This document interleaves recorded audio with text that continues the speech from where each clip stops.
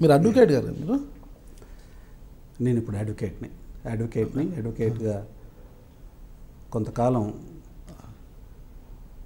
సెలవు తీసుకొని రాజకీయాల్లో ఫుల్ టైం రాష్ట్ర కార్యదర్శిగా, ప్రధాన కార్యదర్శిగా కేసీఆర్ గారి ఆదేశాల మీద రాష్ట్ర ప్రధాన కార్యదర్శి బాధ్యతలు స్వీకరించారు.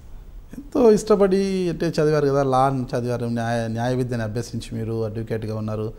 ఎంతోమందికి మీ తెలివి, ఆలోచనలు వచ్చి మీ వృత్తి ద్వారా ఎంతోమందికి న్యాయం చేసే అవకాశం ఉంటుంది. అంటే ఆ వృత్తిని ఇప్పుడు పక్కన పెట్టి ఫుల్ టైం పొలిటీషియన్గా మారిపోవడానికి గల కారణాలు ఏంటంటారు? ఒక రకంగా చెప్పాలంటే న్యాయవాద వృత్తికి ఒక వృత్తి రాజకీయమే వృత్తిగా స్వీకరించి నిజాయితీగా పనిచేసి ప్రజల కోసం పనిచేసే దాంట్లో ఫలితాలు మోరార్లెస్ సేమ్ ఉంటాయి. ఇంకా ఎక్కువ ఫ్రీడమ్తో చేయొచ్చు. ఈ దాంట్లో రాజకీయాల్లో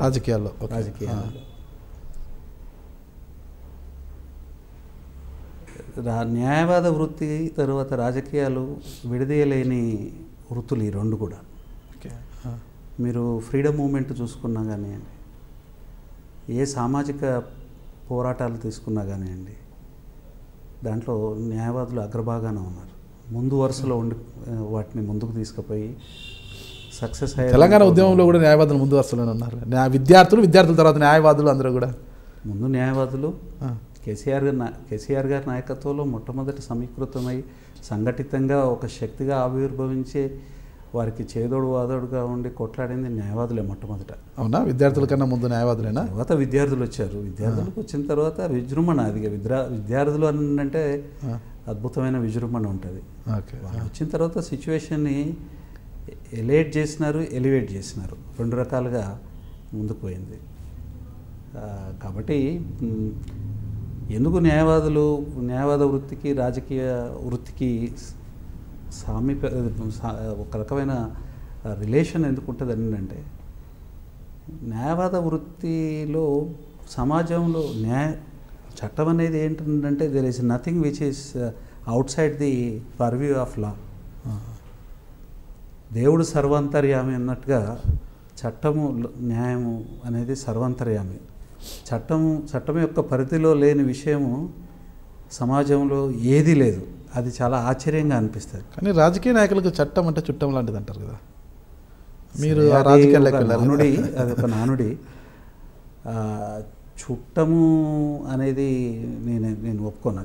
చట్టము కాదంటారా? చట్టం లేదు, అది ఒక కాలంలో ఆ రకంగా ఉండి ఉంటుంది. కానీ మీరు రాను చూస్తూనే ఉన్నారు. ఎన్నో జయలలిత లాంటి ఒక గొప్ప ప్రజానాయకురాలు చట్టానికి తల ఒగ్గాల్సిన పరిస్థితి ఏర్పడింది కదా, జైల్లో ఉన్నది కదా.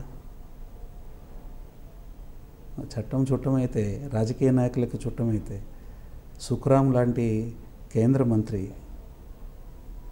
ఆయన కూడా జైలుకు పోవాల్సి వచ్చింది కదా, కన్విక్షన్ వచ్చింది కదా. బహుభాషా కోవిదుడు, చాలా గొప్ప నాయకుడు, ఒక మార్గదర్శకుడిలాగా ఈ దేశాన్ని నడిపించిన పివి నరసింహారావు గారు లాంటి వాళ్ళు చట్టానికి లోబడి కోర్టులకు పోయి వాద్యాలు ఫేస్ చేయాల్సి వచ్చింది కదా.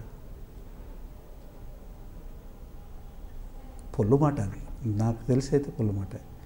చాలా గొప్ప ఇండస్ట్రియలిస్టులు, గొప్ప నాయకులు, ధనవంతులు, జగన్ లాంటి వారు, జగన్మోహన్ రెడ్డి గారు, ఆయన ఎన్నాళ్ళు జైల్లో ఉండాల్సి వచ్చింది.